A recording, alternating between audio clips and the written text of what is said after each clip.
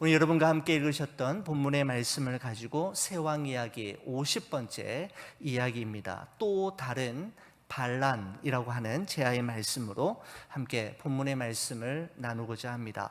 사무엘하 20장 말씀은 압살롬의 반란이 진압된 이후에 다윗의 예루살렘 환궁을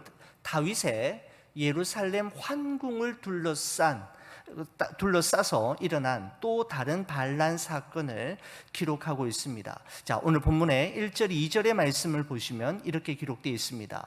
마침 거기에 불량배 하나가 있으니 그의 이름은 세바인데 베냐민 사람 비그리의 아들이었더라. 그가 나팔을 불며 이르되 우리는 다윗과 나눌 분깃이 없으며 이새의 아들에게서 받을 유산이 우리에게 없도다.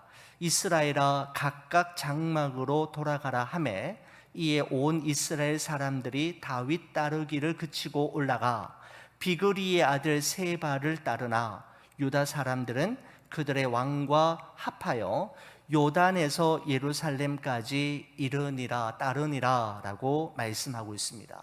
자, 여러분, 오늘의 이 반란 사건의 전모를 이해하기 위해서는 사무엘하 19장 40절에서 43절에 있었던 사건을 먼저 이해하실 필요가 있습니다. 그 내용은 이와 같은 이야기입니다.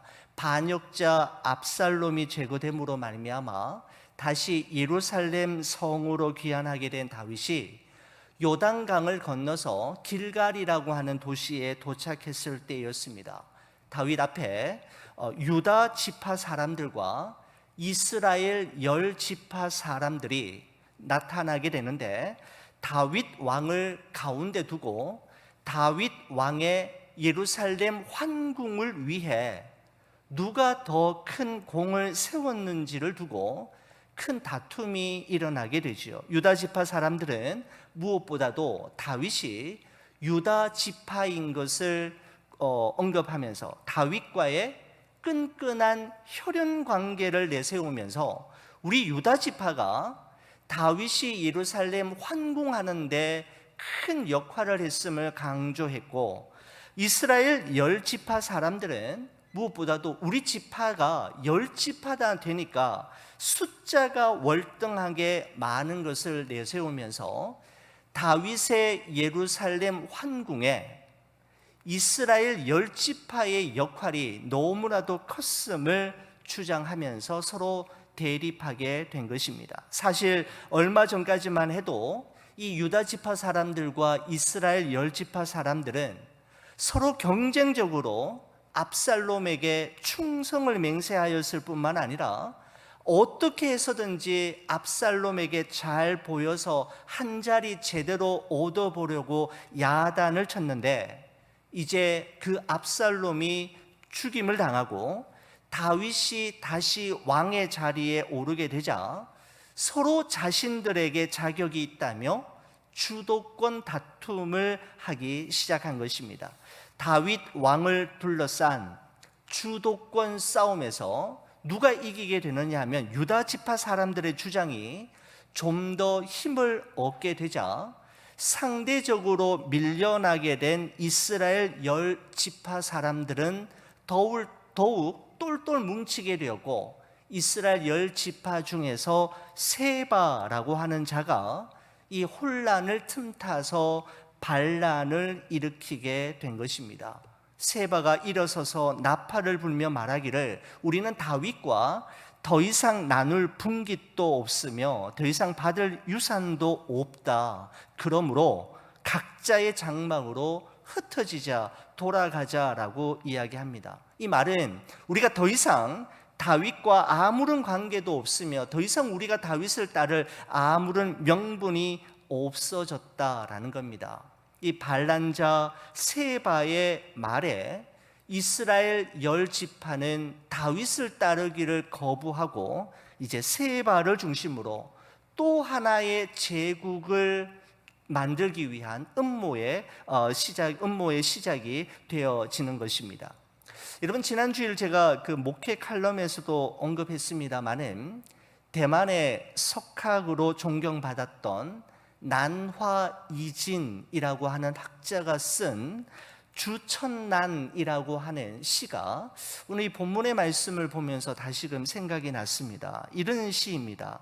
하늘이 하늘 노릇하기 어렵다지만 4월의 하늘만 하랴. 누에는 따뜻하기를 바라는데 보리는 춥기를 바라네. 나그네는 맑기를 바라는데 농부는 비 오기를 바라며 뽕잎 따는 아낙네는 흐린 하늘을 바라네 라고 하는 시입니다. 아주 짧은 시이지만 저에게는 참 많은 이야기를 해주는 참 유익한 시였습니다. 누구는 따뜻하기를 바라고, 누구는 춥기를 바라고, 누구는 맑기를, 누구는 비 오기를, 누구는 흐리기를 바라듯이 서로의 입장과 위치에 따라 원하는 것이나 또 바라는 것들이 다 달라서 하늘이 도대체 누구의 편에 서야 할지 힘들다라고 하는 그 하늘의 고민을 담고 있는 한 시입니다. 누구의 장단에 맞추어야 할지 하늘도 고민이 된다라는 것이죠. 백인 백색 100명의 사람들이 원하고 바라는 것들이 전부 다 다르기 때문에 어느 편에 서야 할지 고민이 된다라고 하는 그 학자의 그 시가 제 마음에 참 많이 와닿았습니다. 예전에 어느 책에서 보았던 이야기입니다마는 신발을 만드는 어느 두 경쟁 회사가 국내에서의 과열 경쟁을 이제 그만두고 아프리카 오지에 새로운 회사를 건립하기 위해 조사 단원들을 파견했다고 하지요. 현지에 도착했던 그 조사 단원들은 문명 생활을 전혀 누리지 못하고 맨발로 생활하고 있는, 신발은커녕 모두 맨발로 다니고 있는 그 아프리카 원주민들의 모습을 보면서 많은 생각을 하게 되었고, 두 회사가 파견했던 대표 단원들은 오랜 조사 연구 끝에 보고서를 만들어서 자기 그 회사에, 다시 본국 회사에 답장을 보냈다고 합니다. 한 회사는 원주민들이 모두 맨발로 다니기 때문에 이 땅에서는 신발 판매가 불가능하다라고 보고서를 제출하였고, 다른 회사는 원주민들이 모두 맨발로 다니기 때문에 이 땅에서는 신발 판매가 너무 적절하다라고 보고를 했다라는 것이죠. 두 회사의 조사 단원들은 똑같은 장소에서 똑같은 장면을 보았지만 서로 전혀 다른 입장을 내놓았습니다.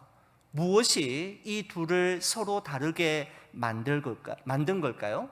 그것은 동일한 시선으로 보았지만 서로 다른 시각으로 해석했기 때문입니다. 여러분, 우리의 삶은 무엇을 보느냐가 참으로 중요하지만 무엇을 보느냐 못지않게 중요한 것은 어떻게 보느냐입니다.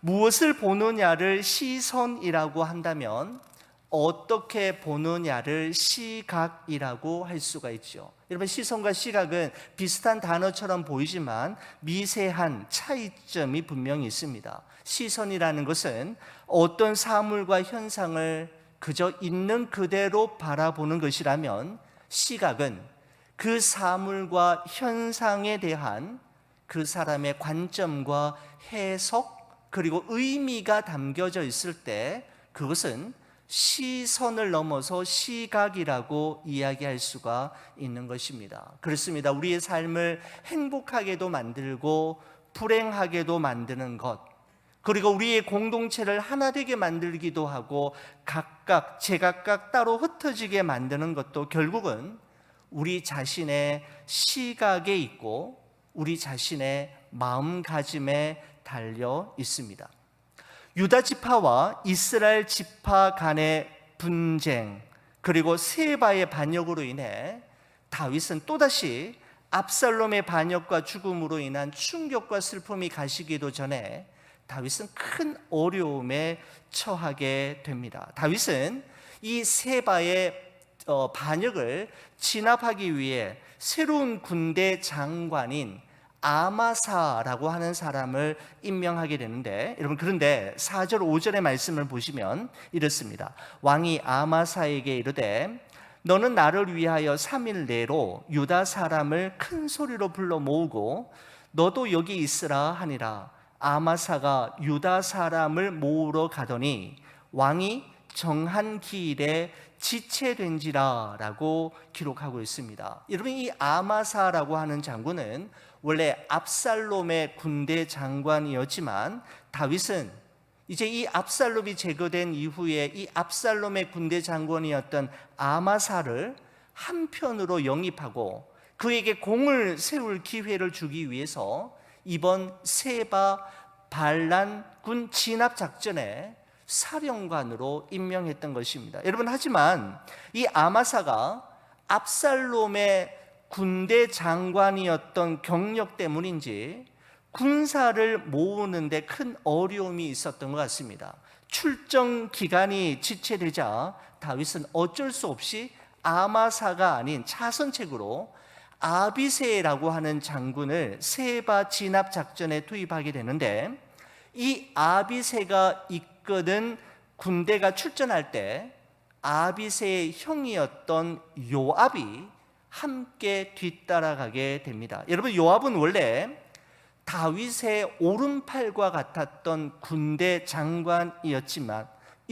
여러분, 그런데 이번 진압 작전에서 다윗이 자신을 배제하고 압살롬의 군대 장관이었던 아마사를 사령관으로 임명한 것에 대해 불만을 품고 반란군과 싸워야 할 입장에서 오히려 자기 편인 아마사를 아주 비열한 방법으로 이 요압이 살해하는 사건이 일어나고 말지요. 그리고 아마사의 군대를 자신이 이끌고 자신이 군대 장관이 되어서 바로 세바 진압 작전에 참여하게 됩니다. 여러분, 요압 장군은 이제까지 다윗이 위험한 일을 만날 때마다 해결사 역할을 했던 인물이 바로 요압 장군이었습니다. 바로 다윗의 오른팔과 같은 역할을 했던 존재였지만, 한편으로는 이 요압이 다윗에게는 아주 불편한 존재이었습니다. 요압의 무자비한 행적을 살펴볼 때 이 요압 장군은 사울 왕의 군대 장관이었던 아브넬을 죽였을 뿐만 아니라 다윗 왕이 그토록 간절하게 부탁해서 그의 생명만큼은 죽이지 말아달라고 했던 압살롬을 죽이는데 앞장섰던 인물이 요압이지 않습니까? 그리고 이번에는 다윗이 직접 군대 장관으로 임명했던 아마사를 죽인 것으로 볼 때 요압은 자기의 야망을 거스르는 자를 제거함에 있어서만큼은 조금도 주저하지 않고 어떤 수단과 방법도 가리지 않는 인물이었습니다. 여러분, 다윗은 이 요압이 정말 위험한 인물이라는 것을 잘 알고 있었음에도 불구하고 다윗이 정말 안타까운 것은 요압 장군 앞에서만큼은 과감하지 못하고 담대하지 못하는 모습을 보게 됩니다. 여러분, 왜 다윗은 요압 장군 앞에서 그토록 비굴해야만 했던 걸까요? 여러분, 사무엘하 11장에 보면 다윗이 밧세바를 범하고 자신의 죄를 덮고 감추기 위해 밧세바의 남편인 충신 우리야를 죽일 계획을 여러 번 세우고 시도하지만 모두 수포로 돌아가게 되지 않습니까? 그러자 다윗은 살인을 사주하는 편지를 쓰게 되죠. 그 편지를 우리야 장군의 손에 직접 들게 하고 전쟁터에 있는 요압 사령관에게 전하게 합니다. 그 편지의 내용에는 우리야 장군을 맹렬한 전쟁터의 맨 앞에 앞세우고 너희는 뒤로 빠져서 대적들로 하여금 우리야를 죽게 하라고 하는 살인 교사의 내용이 바로 적혀져 있었습니다. 살인 사주 편지를 받은 요압은 한치의 주저함도 없이 우리야 장군을 사지에 몰아넣고 죽임을 당하게 했고, 살인 사주를 증명하는 다윗의 편지를 증거물로 지니고 있는 요압은 다윗 왕도 함부로 건드릴 수 없는 치존 무상의 존재가 되어 있었던 것입니다. 요압은 다윗 왕이 죽고 나서 그의 아들인 솔로몬이 이스라엘의 세 번째 왕이 된 후에야 제거될 정도로 요압 장군은 다윗에게 꼭 필요한 인물이었음에도 불구하고 다윗이 너무나도 불편해했던 인물이 바로 요압이었습니다. 여러분, 세바가 외부의 반란자이었다면 요압은 내부의 은밀한 반란자이었습니다. 다윗의 곁에는 언제나 반역과 반란을 도모하는 자들이 있었고 그의 생명이 끝나는 순간까지 요압과 같은 반역자가 그의 곁에 그림자와 같이 따라다녔음을 볼 수가 있는 것이죠. 여러분, 이런 일련의 사건들을 보면서 우리가 신앙의 모델로 삼고 있고 우리가 정말 본받아 하고 싶어하는 다윗의 인생이 결단코 평탄한 인생이 아니었음을 짐작해 볼 수가 있습니다. 찰리 채플린의 말처럼 우리 인생은 멀리서 보면 희극이지만 가까이에서 보면 비극이라고 하는 표현이 참 다윗에게 적절하게 어울리는 표현이라는 생각이 들 정도입니다. 여러분, 우리 인생도 마찬가지입니다. 우리의 코끝에 호흡이 멈추는 순간까지 우리는 꼬리에 꼬리를 물고 이어지는 여러 가지 종류의 문제와 사건들로 인해 이러지도 못하고 저러지도 못하는 진퇴양난의 위기와 어려움을 겪을 때가 얼마나 많습니까? 여러분, 그러나 그 문제와 그 사건, 반란과 반역의 일은 결국은 우리로 하여금 하나님과 더욱 가까워지게 만들고 우리로 하여금 하나님이 없으면 단 한순간도 살아갈 수 없는 존재임을 깨닫게 하는 도구가 되었던 것이죠. 여러분, 그리고 지난날 우리가 경험했던 그 일은 우리의 인생을 완성하기 위해 꼭 필요했던 삶의 조각이었음을 발견하게 될 날이 반드시 올 것입니다. 다 이해가 되고 다 수긍이 된다면 믿음이 설 자리가 없을 것입니다. 이해할 수 없는 상황, 수긍이 되지 않는 자리에서 우리의 믿음은 싹이 나고 자라나게 되며 열매 맺게 되는 것이죠. 여러분, 요압이 개인적인 야망을 위해 다윗이 세운 아마사를 살해하고 군대 장관의 자리를 자신이 차지한 바로 이 시점에 이 반란자 세바는 이스라엘 모든 지파들의 힘을 규합하고 이 다윗이 보낸 요압 장군과 한판 승부를 가리기 위해 아벨이라는 성으로 도주하게 됩니다. 이와 같은 사실을 알게 된 요압 장군은 세바와 그 반란군들이 모여있는 아벨성을 무너뜨리기 위해 토성을 쌓기 시작했습니다. 그리고는 그 아벨성 안에 있는 모든 사람들을 전멸시키기 위해 단단히 각오하고 있을 때 이 난관을 타개할 한 협상가가 등장하게 되는데, 자, 오늘 본문 16절의 말씀을 보시면 이렇습니다. 그 성읍에서 지혜로운 여인 한 사람이 외쳐 이르되 들을지어다 들을지어다 청하건대 너희는 요압에게 이르기를 이리로 가까이 오라 내가 내게 말하려 하노라 한다 하라라고 되어 있습니다. 자, 여러분, 성경은 이 여인의 이름을 구체적으로 언급하지 않으면서도 다만 지혜로운 한 여인이라고 소개하고 있습니다. 이 지혜로웠던 이 한 여인은 요압 장군을 앞에서도 조금도 당황해하거나 두려워하지 않고 왜 아벨성을 공격해서는 안 되는지에 대해서 아주 조근조근하게 설명을 하는데, 여러분 18절의 말씀을 보시면 이 여인이 이렇게 이야기합니다. 여인이 말하여 이르되 옛사람이 흔히 말하기를 아벨에게 가서 물을 것이라 하고 그 일을 끝내었나이다 라고 말합니다. 여러분, 도대체 이 말이 무슨 말입니까?